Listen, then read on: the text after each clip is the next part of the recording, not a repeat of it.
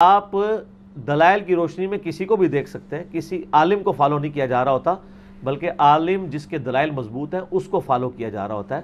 اور آپ یہ جو اہل حدیث کے اوپر اعتراض کرتے ہیں تو پریکٹیکلی پھر آپ امام حنیفہ کے مقلد نہیں ہیں، آپ بھی تقی عثمانی صاحب کے اجتہادات کو دیکھ رہے ہوتے ہیں۔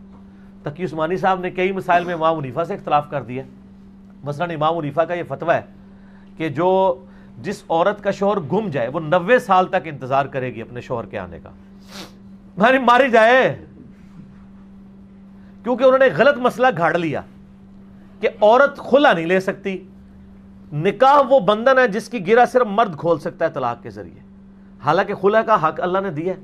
اگر مرد ایک بدماش بنا ہے اور وہ طلاق نہیں دیتا اپنی بیوی کو تو بیوی خلا لے گی نا عدالت سے جا کے، لیکن امام حنیفہ کہتے ہیں کہ اگر عدالت میں بھی جائے گی تو وہ مرد کو پروڈیوس کر کے اس سے طلاق دلوائیں گے، وہ اپنی یہ حق اس سے چھینا ہوا، اب وہ حق چھین لیا ہے۔ اب جب خامد گھوم گیا خامد کو لبے کہ انہوں چھاڑ تو انہیں کیا، چلو ٹھیک ہے 90 سال انتظار کر لو تاکہ وہ لبے ہی کوئی نہ، 90 سال تک انہیں کدھر رہنا ہے۔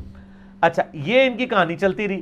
اور دوسرا یہ ہے کہ یا 90 سال انتظار کرے یا، اور اگلا مزہ کا خیز بات، یا وہ انتظار کرے کہ اس کے خامن کے جتنے ہم عمر مرد ہیں وہ فوت ہو جائے، پھر وہ نئی شادی کر لے۔ وہ سارا ڈیٹا کون رکھے؟ مراد ہے کہ شادی نہ کرے، لیکن یہ تو نہیں کہہ سکتے تھے نا، لوگوں نے کہنا تھا یار عورت کا بنیادی حق ہے آپ اس سے چھین لیں۔ اچھا جبکہ باقی ائمہ نے کہا کہ 4 سال تک انتظار کرے، ٹھیک ہے۔ یہ اللہ تعالیٰ نے معاملہ خود کلیئر اس لیے نہیں کیا تھا کہ ہر بندے پہ سرکمسٹانسز ڈیفرنٹ آ سکتے ہیں۔ میں تو 4 سال کے، آج کے دور میں تو 4 سال کے فتوے کو بھی ماننے کے لیے تیار نہیں ہوں۔ سر یہ انفارمیشن کا دور ہے، اس میں اگر کوئی بندہ گم گیا تو 4 سال نہیں چاہیے اس کو ڈھونڈنے کے لیے، فوراً پتہ چل سکتا ہے دنیا میں کہیں بھی ہو۔ کوئی وہ مسنگ پرسن بنا ہوا ہے یا کسی ایئر کریش میں مر گیا ہے، پتہ چل جاتا ہے۔ ایسا ہوتا ہے، ایسا نہیں ہوتا کہ نہ پتہ چلے۔ یہ 4 سال کا فتویٰ بھی انجینئر صاحب نہیں مانتے امام مالک دا۔ یہ وہ زمانے سی جدوں کوئی تو انفارمیشن ہی نہیں سی، جدوں حج کے لیے 4 مہینے بعد آپ کو پتہ چل، 4 لوگ گلے لگ کے رو کے جاتے تھے، پتہ نہیں زندہ بھی واپس آنا ہے کہ نہیں۔ 4 مہینے کا پیدل سفر جانے کا اور آنے کا، اس دوران قافلے بھی لٹتے ہیں، آپ بیمار بھی ہوتے ہیں، کتنا مشکل۔ اب 4 گھنٹے کی فلائٹ ہے اسلام آباد سے جدے کی، کتنا آسان ہو گیا آج۔ تو سر یہ 4 سال کا فتویٰ بھی امام مالک تک تے پہنچ گئے تقی عثمانی صاحب، امام شافعی احمد بن حنبل کے 4 سال انتظار کرے۔ سر یہ بھی کہانی ہے، یہ 4 سال بھی چھوڑیں، یہ کوئی قرآن حدیث کا مسئلہ نہیں، اجتہاد کریں، اس کے اوپر قانون کوئی بنائیں۔ 4 سال کی ضرورت نہیں ہے، میں سمجھتا ہوں 4 مہینے بھی کافی ہیں۔ گورنمنٹ کے ادارے ہونے چاہیے وہ پورا لوکیٹ کر سکتے ہیں۔ آج کے زمانے میں ایسا کوئی کیس نہیں ہوتا کہ بندے کا پتہ نہ چلے، پتہ چل جاتا ہے کسی نہ کسی اعتبار سے۔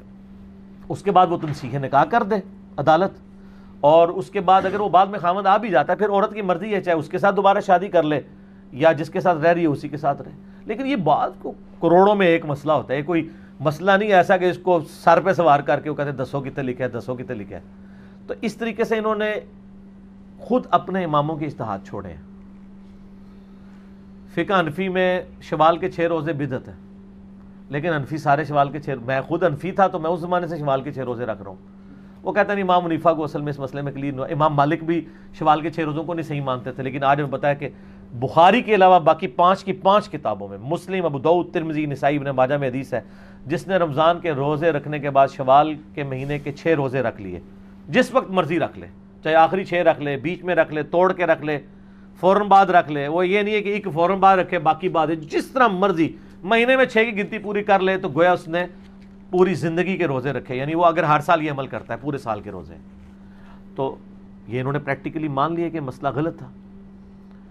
مدینے کو حرم والا مسئلہ اب بھی مان لیا کہ نہیں مدینہ حرم ہے، پرانے حنفی نہیں مانتے تھے، ٹھیک ہے۔ عقیقے کو پرانے حنفی نہیں صحیح سمجھتے تھے، اب کے لوگ سنت سمجھتے ہیں۔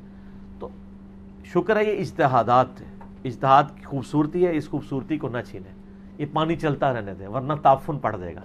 اجتہاد وہ پانی ہے جو ہر وقت فریش رہتا ہے، چلتا رہتا ہے۔ کتاب و سنت اجماع، کتاب و سنت فکس ہے، اجماع امت بھی، جو پرانے اجماع ہیں وہ تو اسی طریقے سے فکس ہیں، جو نئے زمانے میں نئے اجماع آ رہے ہیں، جس طرح کئی ایک میں یعنی اب دعویٰ کر سکتا ہوں کہ ویڈیو فلم کے اوپر اجماع امت ہو چکا ہے۔ ویڈیو فلم پہ، ویڈیو کی جو تصویر ہے اس پہ پھر بھی اختلاف ہے، وہ بھی تقریباً ختم ہی ہو چکا ہے، لیکن فلم بنائی جائے ان مناظر کی جو عام زندگی میں دیکھنا جائز ہے، اس پہ امت نے اجماع کر لیا ہے، لیکن ٹائم لگا ہے اجماع ہونے میں۔ اور اب ان کو سمجھ آئیے کہ وہ یار وہ تو تصویریں اور تھی، وہ تو عبادت کے لیے بنائی جاتی تھی. اب ان کو وہی حدیثیں دوبارہ ڈسکور ہونی شروع ہو گئی ہیں جو ہمارے جیسے انٹلیکچوئلز اپنے زمانے میں سمجھا رہے تھے کہ خدا کے لیے آپ تصویر کو بت کہہ رہے ہیں.